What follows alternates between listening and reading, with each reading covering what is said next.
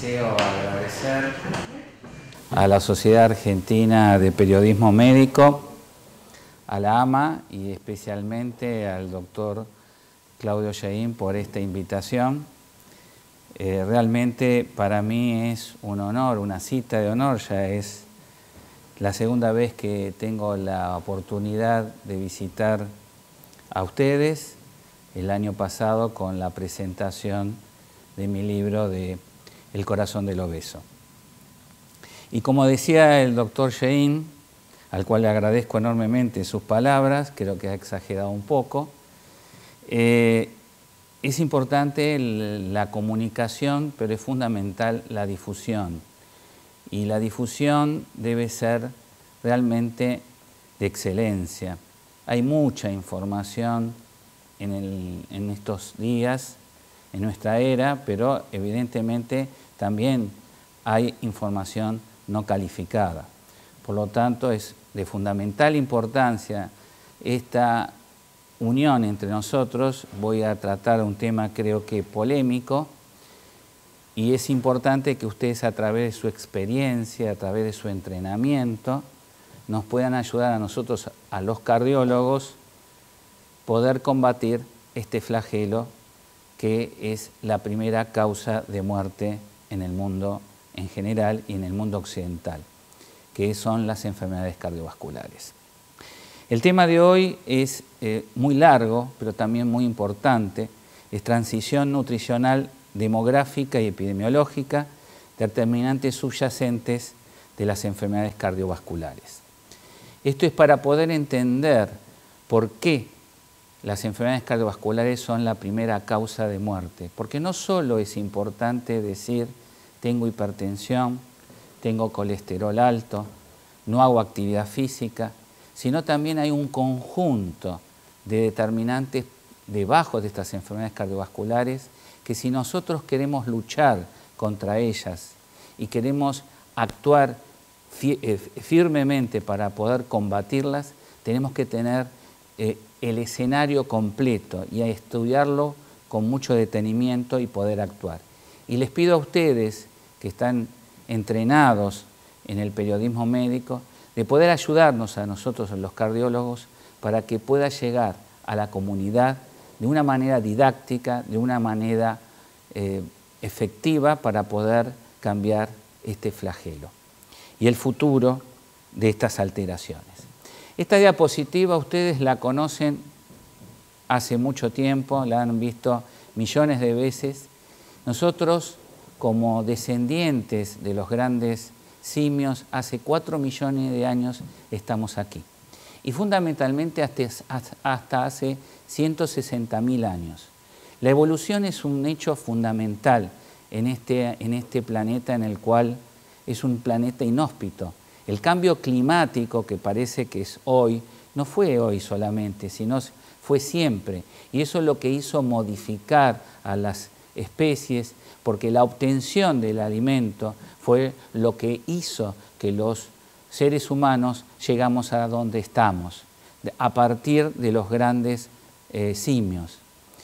Un hecho climático precisamente fue lo que hizo que en el Valle de Rift, ahí en África, nuestra madre, comenzó esa divergencia entre nuestros antepasados simios y nosotros. Es decir, cuando se produjo el cambio climático y la obtención del alimento era muy difícil de conseguirlo porque comenzaban las selvas a desaparecer, empezar a aparecer estepas solamente, entonces cambiamos una parte de ellos, la traslación vertical por la traslación horizontal, para ir a buscar alimento. Y eso fue el comienzo de la evolución. Un largo y tedioso camino en la obtención del alimento, hasta que llegó el Homo sapiens sapiens, al cual somos nosotros, hace 160.000 a 200.000 años.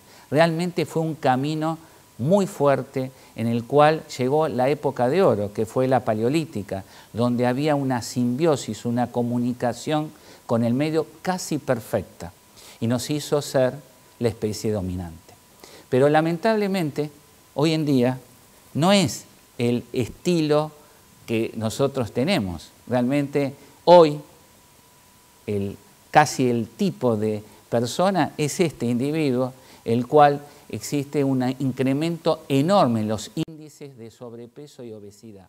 Y no solo es algo estético, sino también es algo que tiene dentro de sí un conjunto de enfermedades. Las enfermedades cardiovasculares, la diabetes, la hipertensión arterial, las enfermedades oncológicas, un cúmulo de enfermedades. Es por eso que ese individuo del Homo sapiens sapiens, que tanto le costó llegar a una etapa extraordinaria, se pregunta, señores, volvamos porque algo hicimos mal. Y es verdad, algo hicimos mal. ¿Por qué hemos llegado a este estado?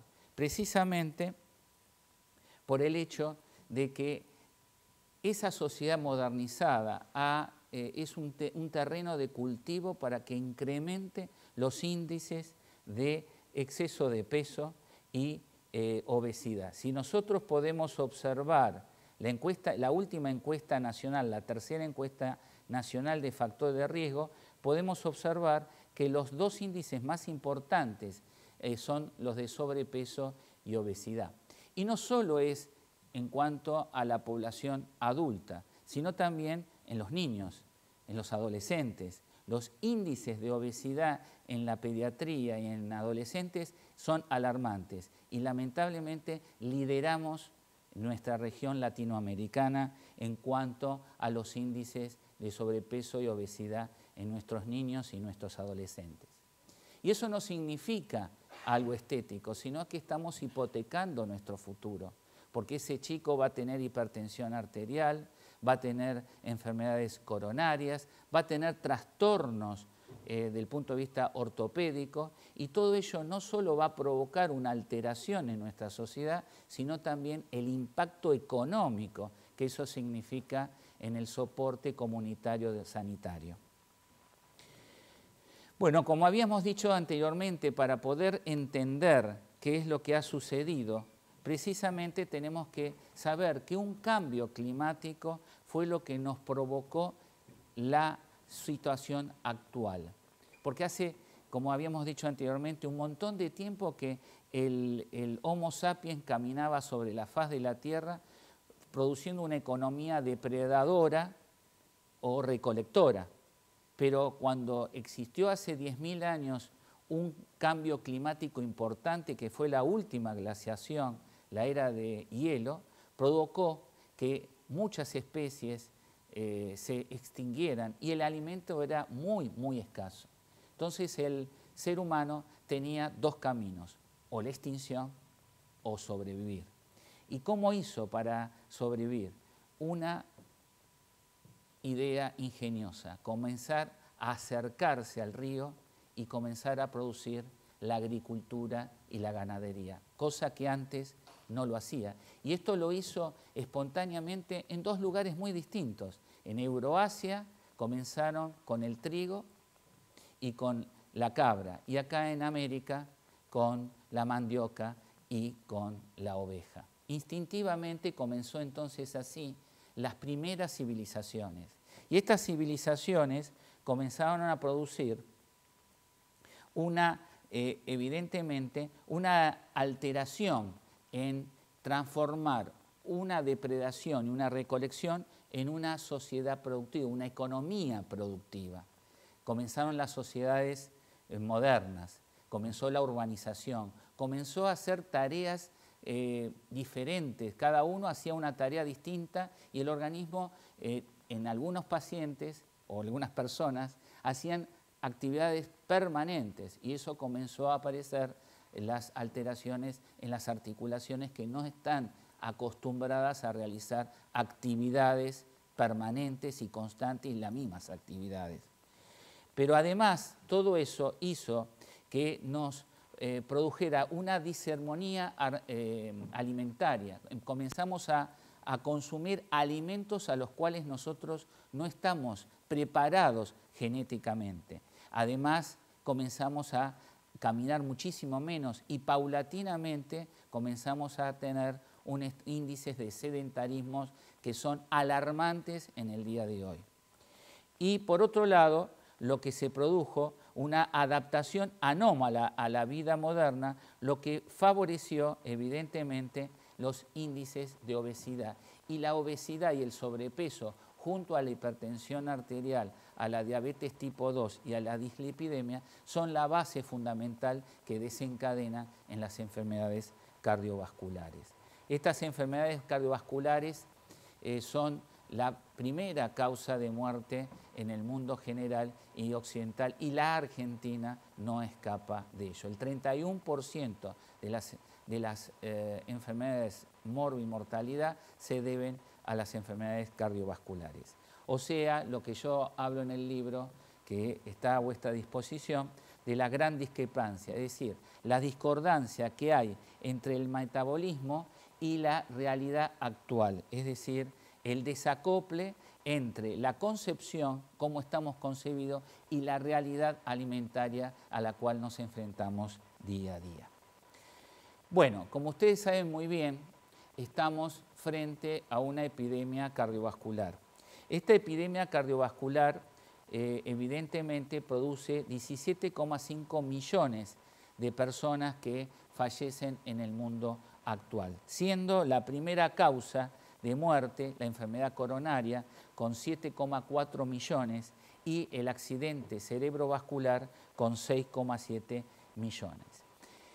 Pero lo más importante de esto es que el 75%, alrededor del 75% de las muertes causadas por las enfermedades cardiovasculares se producen en los países de mediano y bajos recursos, es decir, en los países que mal llaman de tercer mundo.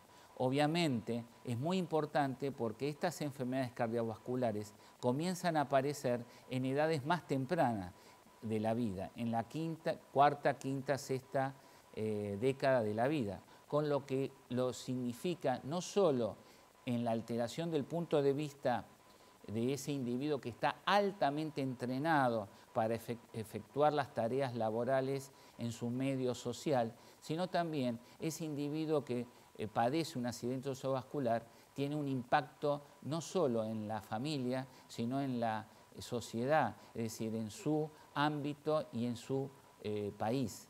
Eso evidentemente es de alto impacto económico y social. La epidemia cardiovascular se produce por muchas causas.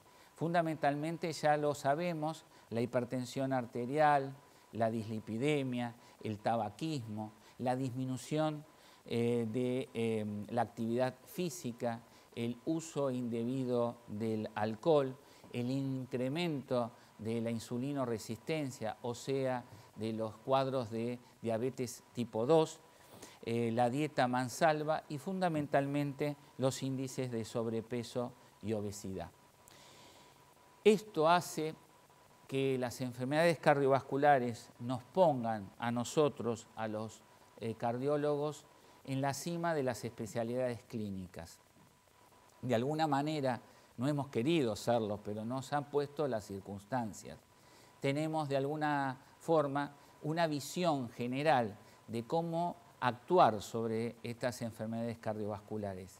De hecho, en los últimos 30 años se ha conseguido prolongar 6 años el pronóstico de vida. Hemos aumentado 6 años, de los cuales 4 lo han aportado la cardiología. Uno, por la aparición de los inhibidores de la enzima convertidora.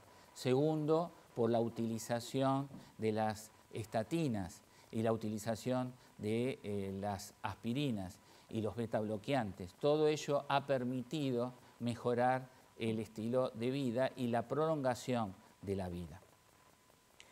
Entonces, es muy importante tener en cuenta de que el desarrollo de las enfermedades cardiovasculares se debe a la utilización o a la práctica de un estilo de vida poco saludable.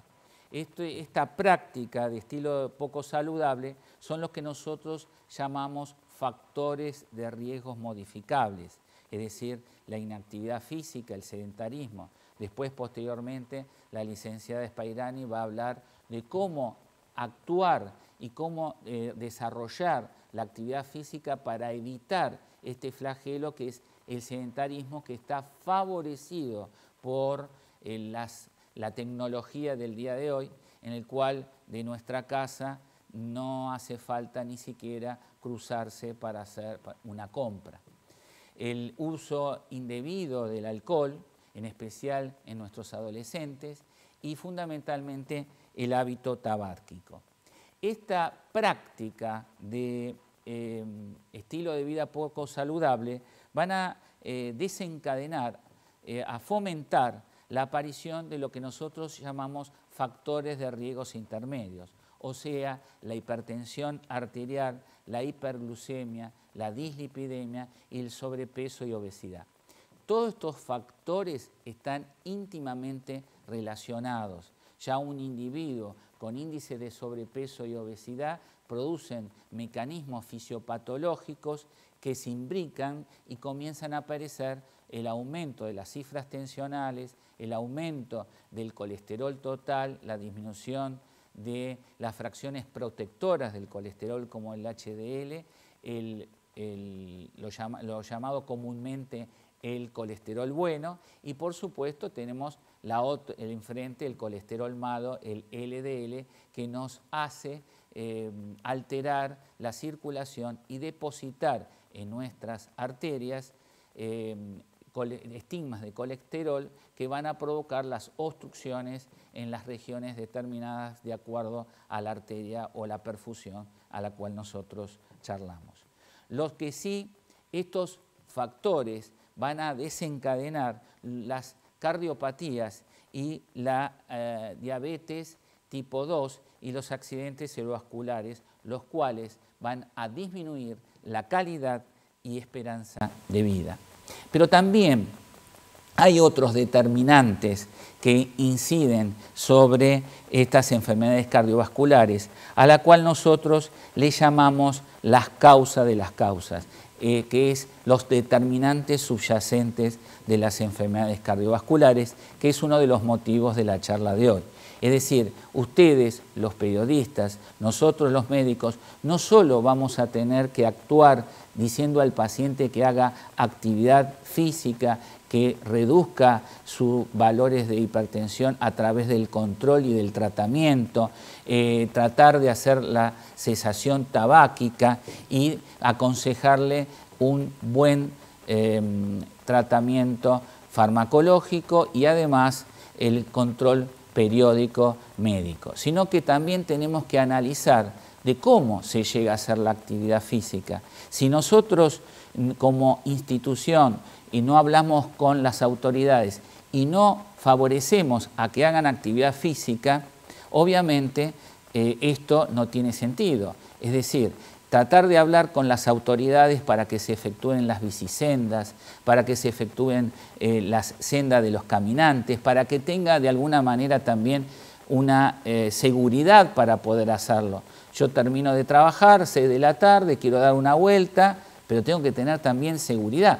Tal vez en la ciudad de Buenos Aires, en algunos sectores la tenemos, pero no en toda la ciudad y mucho menos en el urbano bonaerense. Por lo tanto, la utilización del espacio verde, de ingeniarse junto con las autoridades locales, de cómo se pueden llevar a cabo todos estos elementos para permitir la actividad física. Por ejemplo, en la zona donde nosotros estamos, a un costado del terreno del ferrocarril, que en su momento estaba el ferrocarril y después había media cuadra de un lado y del otro, en un lugar entre Villa Bosch y Pablo Podestá tenemos la senda del caminante con luces para las bicicletas, incluso estafetas para detenerse y efectuar ejercicios y elongación. Bueno, esto es fundamental para que nosotros lo comunicamos a las comunidades para que presionen a las autoridades para poder efectuar estas estafetas en todos los lugares. También es importante la dieta. Nosotros sabemos que la dieta tiene que estar fundamentalmente el concepto de comer más frutas y verduras, pero las frutas y verduras tienen un alto costo, con lo cual también es importante que las autoridades subvencionen las frutas y las verduras, así como también carguen con impuestos a todos aquellos alimentos que tengan un alto contenido de grasa, de grasas insaturadas y después de otros tipos de alimentos nocivos para el organismo. Con lo cual podríamos tener un ingenio en que los alimentos que provocan grandes alteraciones en el organismo subvencionen a los alimentos que son necesarios para poder efectuar una dieta adecuada y no tan dirigida a los hidratos de carbono, las grasas y deshidratadas. Y por supuesto la globalización. Es muy importante saber que la globalización también, si bien actúa sobre cosas positivas, también tenemos que saber que esa globalización puede llegar a tener cierta incidencia nociva para este campo. Por eso es importante, por ejemplo, la difusión de estos temas interesantes para que la comunidad tenga acceso y poder clasificarla y calificarla. Así como también es importante, por ejemplo, la educación. En los chicos, hay muchos colegios en mi zona, pueden cruzarse enfrente y empezar a reiniciar o reinsertarlos en la siembra de frutas y verduras, de la quinta y de un montón de otras cosas para que puedan empezar desde chico tener el conocimiento de que las frutas y las verduras y de alguna manera los animales pequeños pueden efectuarse para tener una conciencia que va a ser importante y necesaria para poder combatir las enfermedades cardiovasculares. Es decir, hay un conjunto de cosas que nosotros podemos hacer y podemos presionar a las autoridades que son de nuestra zona y de alguna manera desde chico empezar a tener otro tipo de concepto y no estar sentado frente a la computadora horas, horas y horas, que eso evidentemente no es saludable. Muy bien, con respecto a cómo entender este concepto, es muy importante tener el concepto de la transición nutricional, demográfica y epidemiológica. Es decir, en cuanto a la transición nutricional, es decir, son los patrones de la dieta, las modificaciones de la dieta y de la actividad física que ha sufrido la sociedad desde hace 200 años a esta parte, cómo fue produciendo un cambio muy significativo en contra de nuestra concepción y lo que ha desarrollado las enfermedades cardiovasculares. Y además también la urbanización, es decir, la transición demográfica significa la modificación de la población en base a la alteración que ha sufrido la sociedad en cuanto a los índices de natalidad y mortalidad. Ahora, nacen menos, mueren menos, pero esta alteración es producto de las enfermedades cardiovasculares, como vamos a ver en las próximas diapositivas. Y la transición epidemiológica describe las modificaciones que ha sufrido la sociedad en cuanto a los perfiles nutricionales y de insalubridad. Para tenerlo más claro, aquí podemos ver cómo la transición actúa. Nosotros estamos en la diapositiva, en el medio, como país de mediano ingreso, donde las enfermedades crónicas han aumentado en relación a las enfermedades infectocontagiosas, como era antaño, es decir, como es ahora en los países de bajos ingresos, en donde las enfermedades infectocontagiosas son las causas más importantes de mortalidad.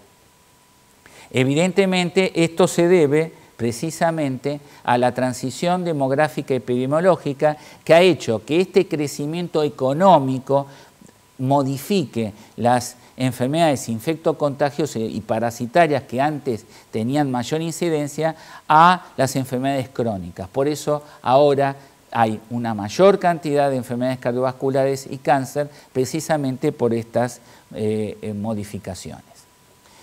Bien, ¿cómo hacemos para mejorar las enfermedades cardiovasculares? La Organización Mundial de la Salud tiene como objetivo hasta el 2020 reducir el 31 al 25% de incidencia de mortalidad de las enfermedades cardiovasculares. ¿Cómo se quiere lograr? Precisamente para efectuar intervenciones muy costo eficaces, no sea del punto de vista individual y poblacional.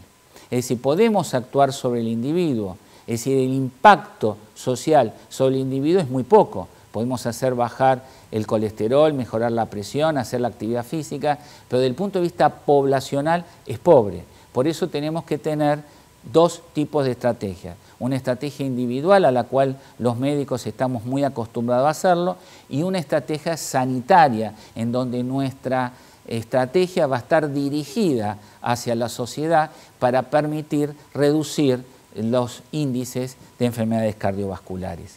¿Cómo lo hacemos? Bueno, favoreciendo la asistencia sanitaria, es decir, permitir todos aquellos programas que tienen como objetivo la detección temprana de las enfermedades cardiovasculares. Y eso se va a lograr gracias a los programas de prevención y control de las enfermedades no transmisibles, dentro de las cuales las más importantes son las enfermedades cardiovasculares. Eso, evidentemente, se va a realizar a través de insistir sobre la práctica de estilo de vida saludable, favoreciendo las actividades físicas periódicas, evitando la inhalación de activa o pasiva de humo. Mucho se ha hecho con lo de la cesación tabáquica y evitar el fumar en lugares cerrados, incluso en muchos lugares ya hay lugares que ni siquiera al aire libre pueden efectuarse la práctica del hábito tabáquico. El consumo de alcohol, todo ello tiene que efectuarse a través de promociones de la dieta sana, aumentando, como habíamos dicho, el consumo de frutas y verduras, sabiendo que una de las causas por las cuales la American Heart Association indica que las enfermedades cardiovasculares, una de las causas más importantes es el descenso mundial de la utilización de frutas y verduras dentro de nuestra alimentación. Incrementar la actividad física, bueno, el tópico que va a hablar la licenciada en pocos minutos. Evitar el sedentarismo, el peso corporal saludable. Y esto puede hacerse a través de el desempeño de ciertas políticas, como habíamos dicho, el del alcohol, el del tabaco, impuesto a alimentos con alto contenido de sal, azúcar y grasa. También el control de la comercialización responsable. Por ejemplo, nosotros estamos en el microcentro, tenemos hambre, la oferta alimentaria es alfajor, turrones y bebidas colas. Y eso tiene un altísimo contenido de sales, azúcares y grasa. Por supuesto, la creación, como habíamos dicho, de vías para peatones, bicisendas, e incluso en lugares de trabajo. Es decir, incentivar, por ejemplo, programas en el cual se obligue a las personas que trabajan, ya sea especialmente en trabajos que favorecen el sedentarismo, a que haya media hora, una hora de actividad física. Ya después la doctora va a decir cómo en cada etapa de la vida, cuáles son digamos, la cantidad de minutos por semana que son recomendables. Y no solo en la actividad laboral, sino también en los colegios, no solo para la actividad física de la materia en sí, sino durante todo el día poder hacer en algún momento determinado caminatas y ejercicios físicos para estimular la actividad física e inhibir el sedentarismo. Bueno, programas educativos, la publicidad. Últimamente la publicidad estamos viendo que es muy efectiva. En vez de hacer programas a veces que son muy buenos, con invitados profesionales de alta jerarquía, nos parece muy bien, pero ciertas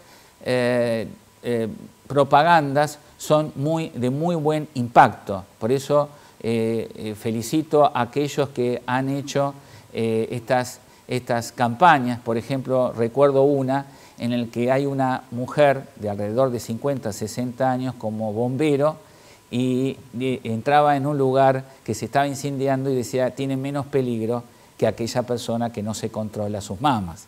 Es decir, que de alguna manera es un impacto bastante importante y creo que es una manera el periodismo y las publicidades de llegar a la sociedad en todos sus estratos.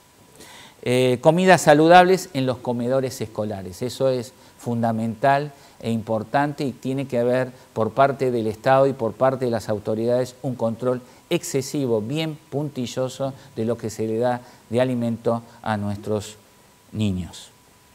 Bueno, para terminar entonces, lo que deseo expresar aquí, cómo las epidemias cardiovasculares se pueden prevenir. No es una labor médica solamente y de investigación. Es muy importante que haya una interrelación entre tres fundamentales autores en esta epidemia cardiovascular. Por un lado, los pacientes y la comunidad que tiene que exigirnos a nosotros y a las autoridades que elaboremos tácticas para combatir las enfermedades cardiovasculares. Así que a través los médicos y las instituciones tienen que estar íntimamente conectadas para poder hacer programas efectivos, programas que puedan llevarse a la práctica. Y por supuesto, nosotros tenemos el conocimiento. Los periodistas tienen la capacidad de poder difundir. Bueno, y las autoridades tienen la posibilidad económica. Entre los pacientes y comunidades podemos hacer la prevención, las tácticas individuales y grupales que van a tener una cierta incidencia sobre la salud poblacional. Pero es muy importante también la relación entre el médico, las instituciones, que también no tienen que ser solamente para la parte científica, sino que esa ciencia tiene que estar aplicada a la sociedad. Por eso debemos presionar a las autoridades para que nosotros damos el conocimiento y las autoridades tienen la fortaleza económica para poder desarrollar esas tácticas en la elaboración de las mismas. Y por supuesto, las tareas comunitarias que entre pacientes y las autoridades coordinadas por los médicos también podemos realizar.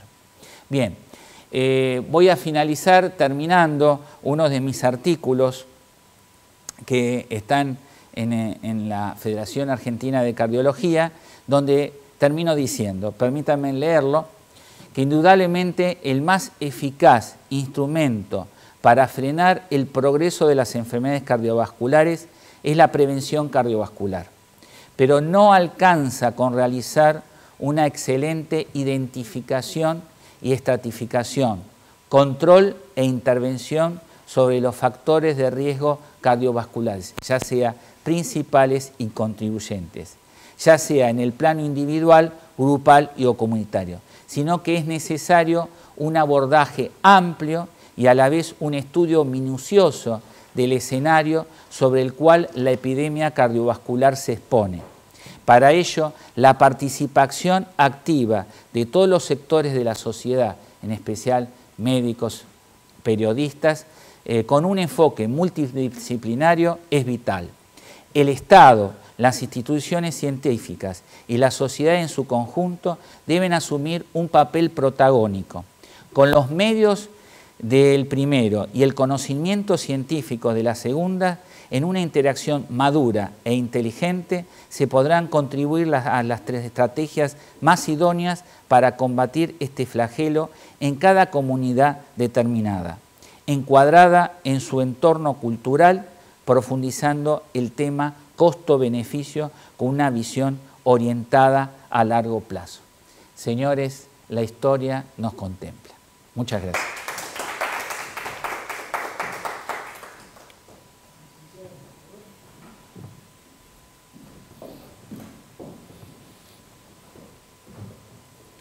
Antes que la licenciada hable sobre el tema, les quería decir que el libro del corazón del obeso está en esta página, se puede tanto en la página intramed.net de la comunidad de Ruemers o de la Federación Argentina de Cardiología, se puede bajar íntegramente, es una descarga gratuita, es un libro que está dispuesto para todos los profesionales que lo desean.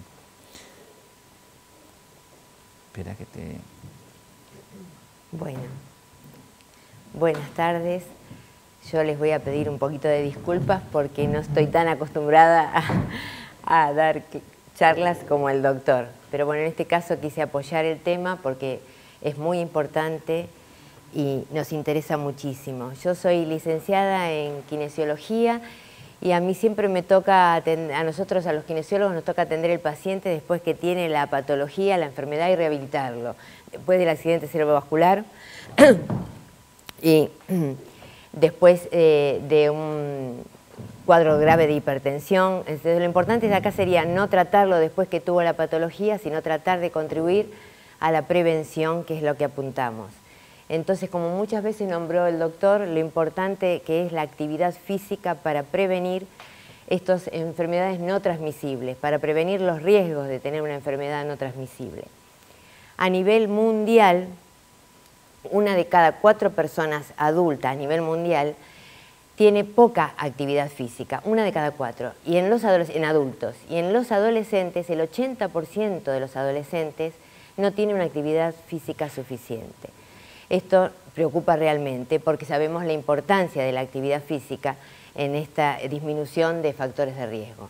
Es causa de mortalidad en la actividad física, no porque no hace actividad física, sino que justamente al favorecer estas enfermedades no transmisibles va a aumentar el riesgo a la mortalidad. O sea, aumenta el riesgo porque aumenta el riesgo a estas enfermedades no transmisibles. ¿Cuáles son? A ver si acá tengo para mostrarles. Bueno, como ya dije, 1 de cada 4 adultos y el 80% de los adolescentes. ¿Cuáles son estas enfermedades no transmisibles a las cuales predispone la inactividad física? Por ejemplo, la hipertensión arterial, a las cardiopatías coronarias, actúa en contra de las arterias, en contra del colesterol en sangre, actúa en contra del control del peso, en contra del equilibrio de este peso corporal, favoreciendo diferentes tipos de cáncer, por ejemplo, el cáncer de mama, el cáncer de colon, contra la depresión, entre otras enfermedades. ¿Por qué digo contra la depresión? Porque también el hacer actividad física predispone a sentirse mejor, a sentirse otro ánimo, a sentirse un equilibrio dentro de uno mismo y a estar mejor. Ayuda a relajarse, ayuda a dormir mejor y a tener más energías para enfrentar el día. La Organización Mundial de la Salud, en los Estados miembros de la Organización Mundial de la Salud, se preocupa de este tema y se han propuesto como meta para el 2025 de reducir en un 10% la inactividad. O sea, la meta es un 10% de reducción para el 2025 de inactividad. De esa forma, 56 estados miembros de la Organización Mundial de la Salud están tratando de hacer programas inclusive para difundirnos en los países y en las comunidades a nivel de cuestionarios. Ahí los periodistas pueden intervenir y armar muchísimo. Cuestionarios como de qué forma medir la inactividad física en las comunidades.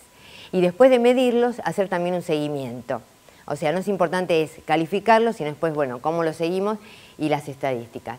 Bueno, las estadísticas en todo lo que es medicinas y trabajos es fundamental. Yo de estadística no entiendo nada como kinesióloga, pero es fundamental y lo importante es los porcentajes y las metas que se proponen. Entonces, ¿qué propone la Organización Mundial de la Salud? Lo divide en 3 en cuanto a la actividad física que se aconseja y que es más beneficiosa.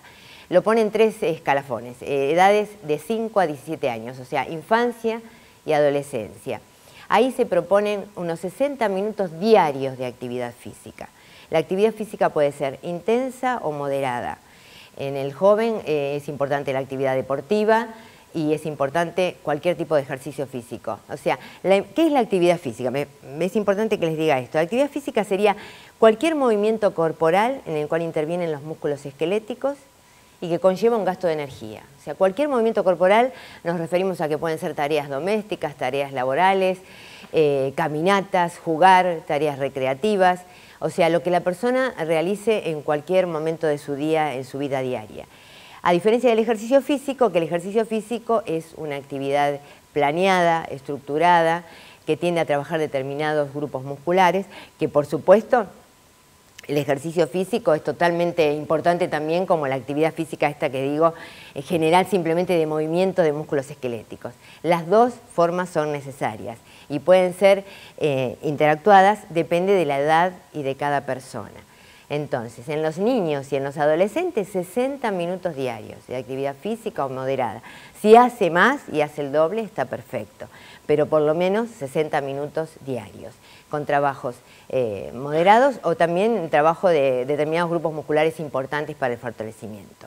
Después, de 18 a 64 años, acá la franja es mucho mayor y acá se piden no diarios, sino semanales, 150 minutos semanales de una actividad moderada, una actividad física de intensidad moderada, o bien 75 minutos de una actividad intensa, o la combinación de ambas, pero ya semanales.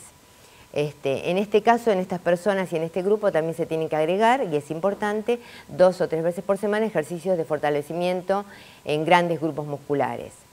Y la única diferencia con respecto al último grupo, a más de 65 años, que pide el mismo tiempo de trabajo, 3 veces por semana, 150 minutos semanales de intensidad mediana, moderada o 75 intensa. En este grupo lo que agrega, aparte de 2 o 3 veces por semana el trabajo de un grupo muscular importante, agrega trabajos de equilibrio. En la persona de mayor de 65 años es importante tener en cuenta, nosotros como kinesiólogos lo tenemos muy en cuenta, el trabajo de equilibrio y para prevenir caídas y la consecuencia de lo que sería una fractura que implicaría un tiempo importante de reposo y ahí, bueno, ya perdemos todo tipo de actividad física que pueda seguir realizando. Entonces, en este grupo hacemos mucho hincapié en también actividades de equilibrio. Todo este tipo de ejercicio va a actuar en contra de las enfermedades, como dijimos, en contra de las enfermedades no transmisibles. O sea, va a actuar a favor de la actividad física, de no tener hipertensión arterial, a favor de determinados tipos de cáncer, como el cáncer de colon, el cáncer de mama, de la dislipidemia, o sea, el control de colesterol en sangre.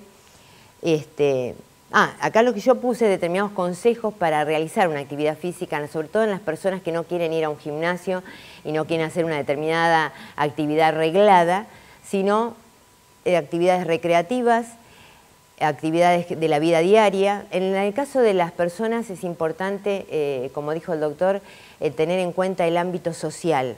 Por eso dijimos que era tan polémico este tratamiento de este tema, porque a nivel social, por ejemplo, en las mujeres nos proponemos salir a caminar en grupo, somos 4 o 5, vamos a ir a la mañana, vamos a dar una vuelta y bueno, tenemos la excusa después porque hace frío, o porque una no puede salir, o porque la otra está enferma, y sola una persona no se anima hoy en día por una cuestión de seguridad, por una cuestión de la delincuencia o la violencia que puede encontrar, a decir, bueno, no salgo sola, o sea, si no está el grupo que somos 4 o 5, no lo vamos a hacer. La idea es reemplazar cualquier actividad que uno se haya programado para hacer en ese día con alguna otra. Bueno, si no puedo salir a la vía pública, o no están dadas las condiciones climáticas porque no puedo usar la senda del caminante, o sea, buscar siempre otra forma de alternativa de hacerlo, buscar una excusa, una forma de poder hacerlo de otra.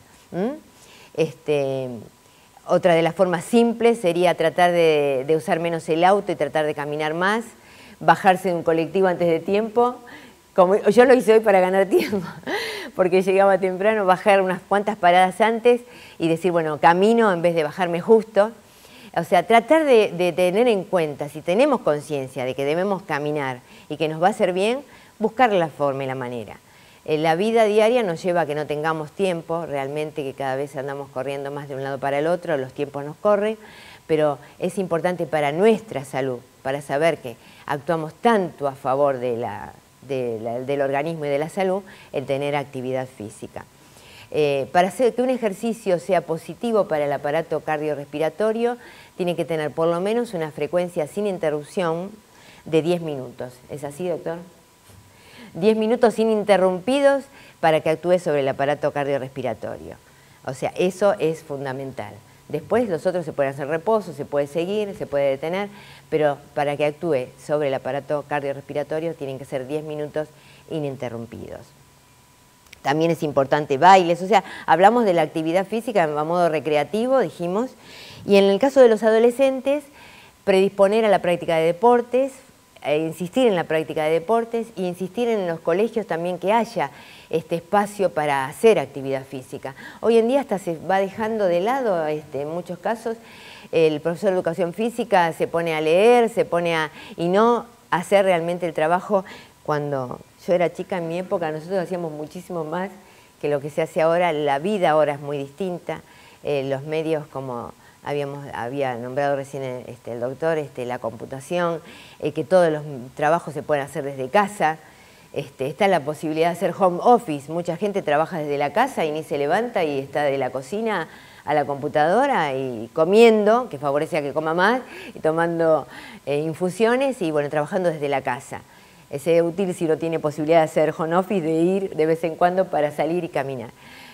Usar la bicicleta, caminar en lugar de usar el auto o un determinado transporte que lo lleve inmediatamente a un determinado lugar si uno tiene el tiempo. Hasta los trámites hoy en día no te piden ni ir al banco, porque todo lo tenés que hacer por computadora. Bueno, lo que decíamos de fomentar la actividad física, en el caso mío, vuelvo a repetir, como kinesióloga me encantaría que la gente tome conciencia de la importancia del movimiento para que tenga menos patología y yo los tenga que atender menos después de tener la patología. Es importante que trabajen con la medicación, toda la parte médica que le va a combatir la hipertensión y la enfermedad coronaria, pero que también tenga en cuenta que es un complemento del medicamento y de la pastilla, la actividad física, que no solamente lo va a ayudar en ese momento de la enfermedad, sino a no aumentar esa enfermedad que ya tiene, a tener menos riesgo. Entonces, lo de la Organización Mundial de la Salud, que se está proponiendo de tal forma llegar, ha hablado también la Organización Mundial de la Salud, me olvidaba de decirles, en el caso siempre del hombre y la mujer, siempre tienen menos actividad física la mujer que el hombre. ¿Por qué? ¿Por qué será eso? Pero siempre en los países de bajos recursos como los de altos recursos, siempre marca las estadísticas. Yo ahora tengo muy en mente los números, pero habla mucho más de que la actividad física es menor en la mujer que en el hombre. En todos los años que se hicieron las mediciones, en el 2004, en el 2013, un porcentaje de diferencia casi de un 10% siempre, en base a los números, es menor la actividad física en la mujer que en el hombre. Yo lo que quiero que les quede claro, que cada uno va a hacer, le quede claro al periodismo para transmitirlo, que cada uno tiene que hacer la actividad física en la medida de que su posibilidad y su organismo se lo permita. Algunos las harán intensas, otros las harán moderada, otros la harán mínima, pero sea cual fuera la actividad física que hagan, mínima, moderada o intensa, toda es positiva antes que nada. Aunque sea mínima, es positiva antes que nada. Entonces, buscar la forma, buscar el medio, aunque no sea una cosa estructurada y programada, de decir, bueno, voy a un gimnasio y voy a hacer tal cosa.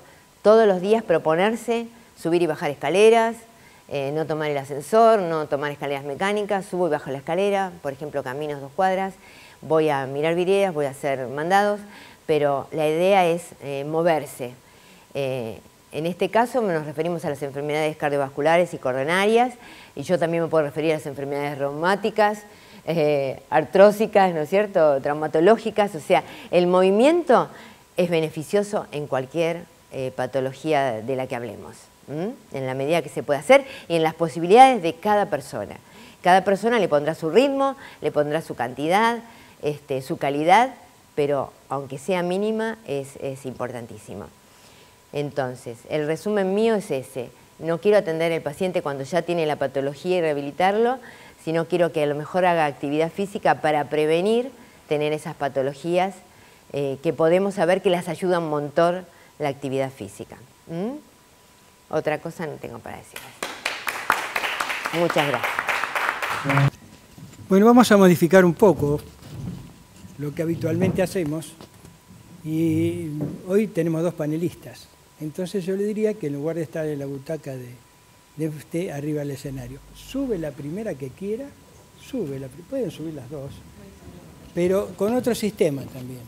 Está bien así, yo les voy a dar el micrófono y la otra circunstancia que quiero modificar es que se presente, porque generalmente cuando uno presenta empieza a decir un montón de cosas y después cuando terminó de presentarlo dice, esta no era.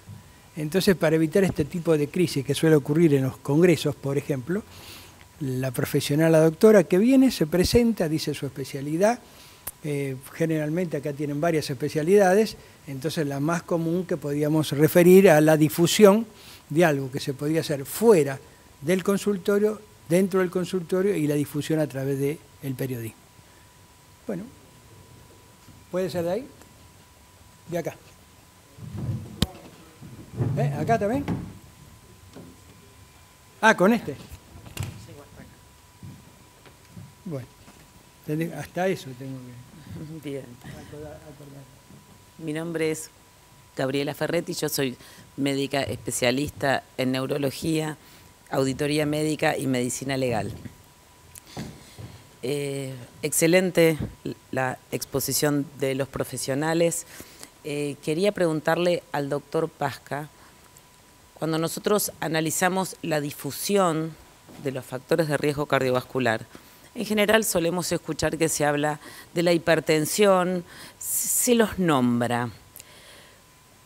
Y quizás la gente no tiene muy claro cuáles son los valores o los puntos de corte a partir de la cual sus valores de tensión arterial pueden llegar a ser peligrosos. En general, la gente es más, conoce a la presión no por los valores que nosotros conocemos, 140, 90 milímetros de mercurio. La gente esto lo traduce en 14, 11 y no sabe si 140, 110 es lo mismo que 14, 11. La pregunta puntualmente va, desde las sociedades de cardiología, ¿tienen autorizado o tienen algún valor de difusión que se pueda hacer público para que un programa de prevención pueda decir, si usted tiene tal valor de tensión arterial, debe realizar tal actividad o debe consultar o debe, digamos, ¿existe algún tipo de consejo desde el punto de vista un poco más detallado?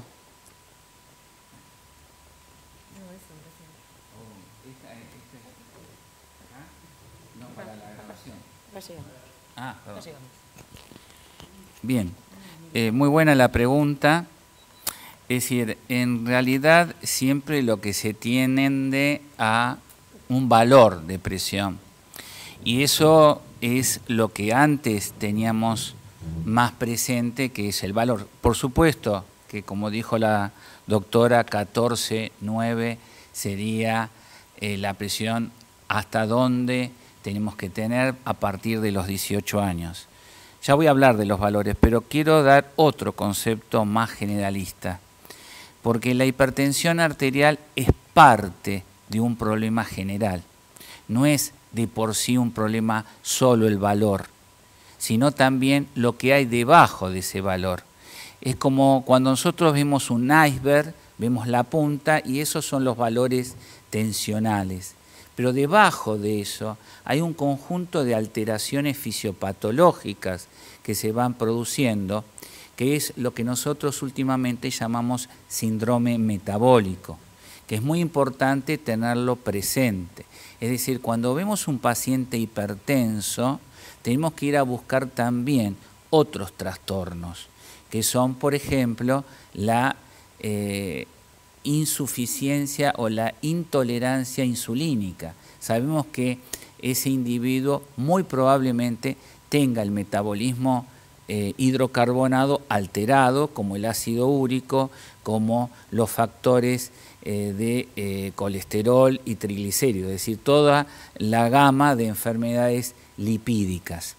Por eso lo primero que quería decir es, si bien es importante tener un valor de referencia, y que ya vamos a hablar, lo importante es también saber que en un paciente hipertenso es en una punta del iceberg el valor. Por debajo hay que estudiar e indagar qué hay más detrás de eso. Generalmente hay una tendencia al sobrepeso y la obesidad, hay una tendencia a la diabetes tipo 2, hay una tendencia al desarrollo de las dislipidemias aterogénicas, o sea, colesterol alto, total, LDL, bajo HDL, que es el colesterol protector, y fundamentalmente también hiperuricemia. Por ahí no están todos los valores en un individuo, porque no siempre se presenta el hipertenso con un síndrome metabólico completo, pero seguramente debemos investigar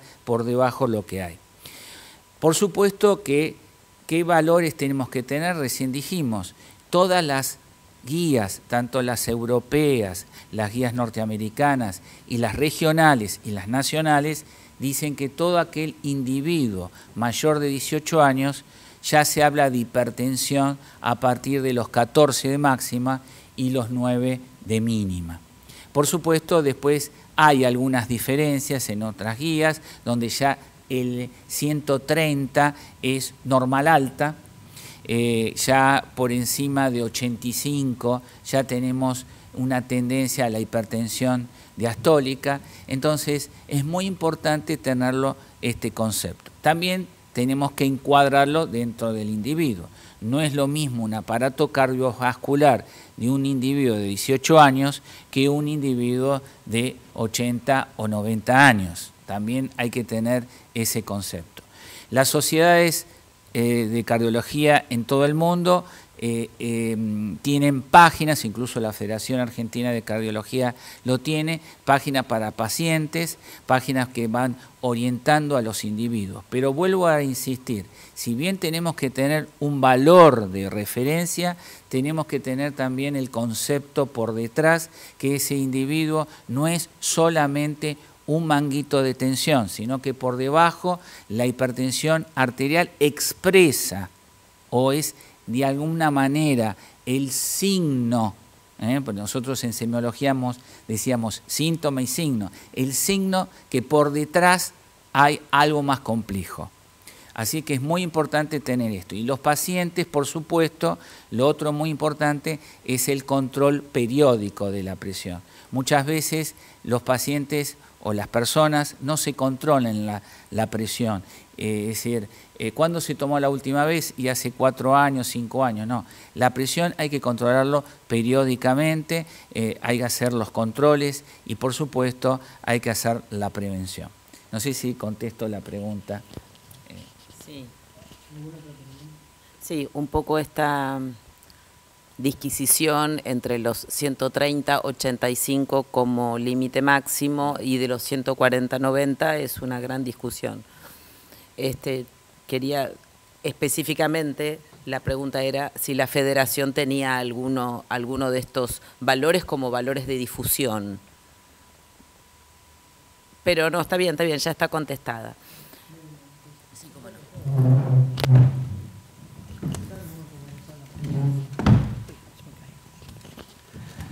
Mi nombre es doctora Zulema Cristina Torres, yo soy médica anestesióloga, especialista en tratamiento del dolor crónico, también soy inmunohematóloga y auditora médica. Estas especialidades que hemos haciendo cada uno en distintos estadios es porque se fue presentando que uno tenía que abarcar conocimientos en medicina. El tema es que no nos formaron a nosotros para prevenir, para prevención, que en realidad, viendo lo que el doctor explicaba sobre el hombre prehistórico, el hábito de vida que él tenía, y nosotros con el 99,99% de mismos genes no hacemos absolutamente nada, comemos comida que está a veces intoxicada, incluso no comemos elementos integrales, comemos arroz blanco, comemos pan que no es integral. Entonces, creo que todo médico, no importa la especialidad que tenga, debe aprender primero un poco de historia del hombre y las deformaciones que ha tenido en su alimentación. La alimentación saludable puede ser saludable para algunos y para otros no. Yo he visto que dicen, bueno, usted coma determinado tipo de dieta. No es así, porque si usted come una dieta que es de tipo ácida, ese tipo de dieta va a producir una oxidación celular. Y la tendencia, para evitar el dolor, a mis pacientes yo le hago hacer una dieta alcalina. Esa dieta alcalina me permite a mí mantener un pH un poco más alto. Ese pH alto permite que las células y el endotelio se mantenga en un estándar sin modificación. Entonces no se inflama, al no inflamarse no produce dolor. Entonces, si conocemos las cosas básicas, entonces cuando el paciente viene al consultorio, yo lo del dolor lo dejo en una segunda instancia. En primera instancia pregunto sus tendencias genéticas, a ver cuántas personas en su familia fueron obesas o comieron mal, son italianos, son españoles, depende de la etnia, también el tipo de enfermedad que va a producir. Y le empiezo a hablar de la comida y no le pongo una dieta. Le digo, mira, si usted quiere bajar el dolor, tiene que reducir el azúcar blanca, la sal blanca y empieza a hacer las cosas integrales. Y siempre lave las verduras porque hay tantos insecticidas y tanta contaminación que aunque la verdura y la fruta sean muy caras, seguramente por ahí está ingiriendo un tóxico.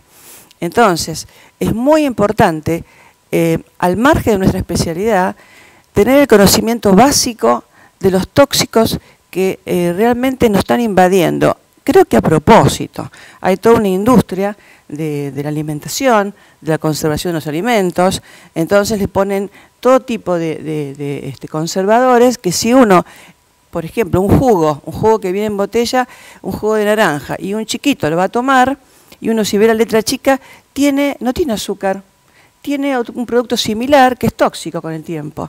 Y si es jovencito y le dan elementos de soja, por ejemplo, y si es nena, sabemos que esa soja va a producir un trastorno en sus estrógenos. Entonces, los médicos tenemos la obligación moral y legal de conocer los consejos que damos a nuestros pacientes, al margen de la superespecialidad, de que yo le puedo dar el último fármaco y que le puedo hacer el último análisis. Y hablando de análisis, creo que sería muy conveniente que las sociedades, así como existe la historia clínica legal, una historia clínica que tiene que tener determinados elementos, también tendría que estar la historia clínica para pedir los estresores, para pedir los elementos, la hemoglobina glicosilada, por ejemplo, la insulinemia y los marcadores oncológicos, para saber qué va a pasar con este paciente de acá a 5 años. Entonces, yo creo que la difusión de los periodistas médicos es aprender a difundir, a prevenir la enfermedad, como pasaba con los chinos. Los chinos que tenían a un médico u otro, el médico que se equivocaba y el emperador se enfermaba, era asesinado. No digo que hagamos lo mismo con los médicos que se equivocan, pero por lo menos que los médicos estén ilustrados. Sí, muy buena su observación. El tema es no solo que los médicos y los periodistas deben moralmente difundir, sino como en varios momentos de la exposición, y creo que lo he hecho agrede reiterando, nuestra necesidad moral de presionar a las autoridades.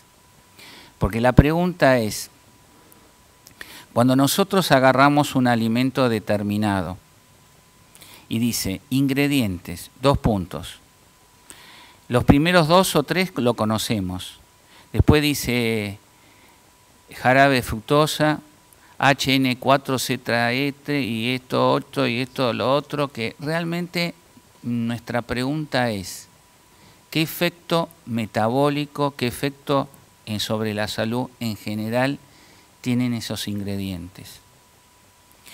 Mi pregunta es, nosotros consumimos 25 kilogramos de jarabe de fructosa por año. ¿Cuál es la incidencia, cuál es el impacto, mejor dicho, de esa sustancia sobre nuestro organismo? Por lo tanto, es muy importante también cuestionar y por lo menos tener bien el conocimiento de que todos los alimentos que nosotros vamos a ingerir estén de alguna manera controlados por las autoridades. Así que esto es de mucha importancia, no solo en la tarea de difundir, sino la tarea de investigar y la tarea de exigir. Bueno, yo quería hablar, el doctor dio una pauta que yo no conocía, que fue la primera pauta. Nosotros en la historia hemos estudiado las distintas pactos o evoluciones del hombre, pero la primera fue cuando el hombre se pone de pie, tiene razón. Y el segundo quiebre importante se produce cuando un señor en Italia se le ocurrió decir, el sol gira alrededor, no, la Tierra es que gira alrededor del sol. Le significó excomulgación, encierro. El otro quiebre fue el de Darwin, pasando grande, ¿no? Cuando dijo, el hombre desciende del mono, un poco más es ejecutado también porque el hombre, de acuerdo a las doctrinas, en este por lo menos en el mundo occidental, era que el hombre era imagen y semejanza a Dios. Entonces Darwin estaba un poco, no alcanzó a servir la pena de muerte, pero estuvo bastante cerca porque había sido unos cuantos siglos después. Y finalmente el que rompe el esquema es Einstein, con la teoría de la relatividad, que es el último quiebre que tenemos hasta ahora, porque ahora puede haber alguno nuevo, pero el hombre ha ido evolucionando y todo lo que ha evolucionado esto significa que el hombre necesita, como necesitó pararse para comer, hoy en día necesita ilustrarse para comer. El hombre compra lo que le venden y es fácilmente convencible. Es muy difícil pasar con un nieto por la puerta de McDonald's y decir, no, mira, porque acá esto, muere crucificado en la segunda calle y ya uno tiene que buscar los caminos donde existe un McDonald's, pero por ahí se encuentra con un burger. Y entonces ya cada vez le queda menos caminos. Yo ir de la casa de mi nieta a la mía ya llevo 14 cuadras de más para esquivarme todos los centros comerciales que están difundiendo este tipo de cosas. Así que esto es la opinión de cierre que nosotros queremos decir acá en la Sociedad de Periodismo. Quiero agradecer al doctor que vino bastante, no quiero decir que vino el fin del mundo, ¿no? Porque yo voy a Villa Voz también, y es un lugar hermoso, transitable, se puede llegar hasta que comete el grave error que uno dice, ¿qué hago? Subo a la autopista, muero, muero, voy por Oriente, fenezco, voy por atrás, no sabe por dónde llegar, y entonces uno verdaderamente no sabe si es mejor tomarse el tren, bajar el tren, tomarse un remis, o tomarse una combi, que cuando llega acá la combi muere también. Así que, doctor, muchísimas gracias. A su compañera, por supuesto, que conozco lo que trabaja y lo que dice me consta. Soy testigo, porque el testigo es importante, de que lo que dice lo hace con sus pacientes y con toda la comunidad de la zona. ¿Alguna otra cosa más? ¿Listo? Bueno, muchas gracias a todos.